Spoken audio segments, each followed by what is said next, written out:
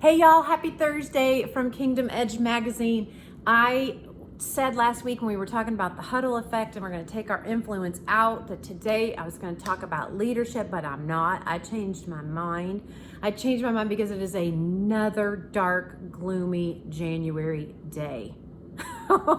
And some of you don't care. Some of you love that. Some of you who are like me just need a little sunshine and a little something to look forward to, because it can get kind of monotonous. Okay, so here's the thing. I was on the phone earlier today with a girlfriend, and she was kind of going through her life, and she's got some things that are happening, and they're not all that great, and they're also not the end of the world. But the more we talked, the more I was like, man, I understand how she feels. Like it's kind of that time of the year when it's just hard to feel optimistic and have hope. And not all of you are going to understand this, but some of you are like, yes, I'm struggling.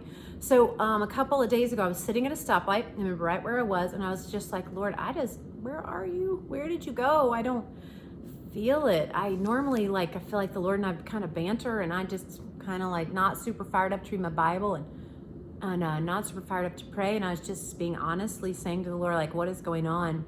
And I just felt this little sweet nudge in my spirit, and I felt like he just said, it doesn't really matter how you feel.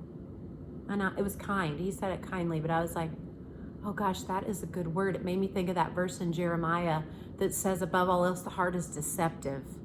Meaning our emotions, we just can't put a whole lot of bank in our emotions. God did give them to us. They're there for a reason, but they also have to be tempered. And in the Briggs-Meyer, I'm an ENFP. I'm a feeler. That F is for feeling. So all you Fs out there are like, man, I feel too. And so I think it was a nice reminder from the Lord to just not put too much emphasis on how I feel. So then this morning I was listening to some music through our Sonos here, and Waymaker came on.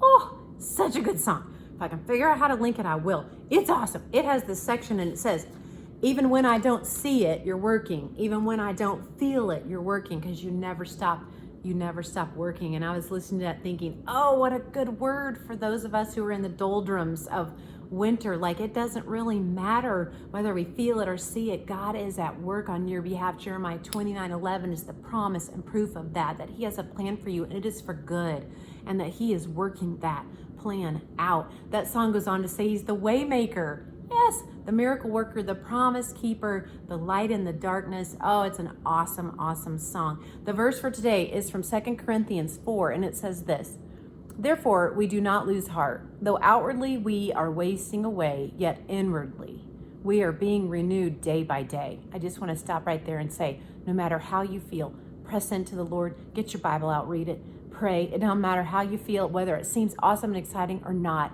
Inwardly, we're being renewing day by day, and that is spending time with him and having our minds renewed.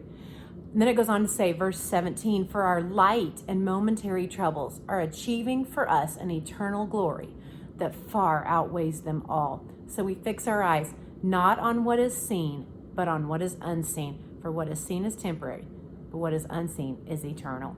All right, hang in there. Hey, I'll see y'all next week. I'm going to bring my husband on. I think it is February. It is the love month, and we're going to keep it real about marriage. Okay, I'll see y'all next week.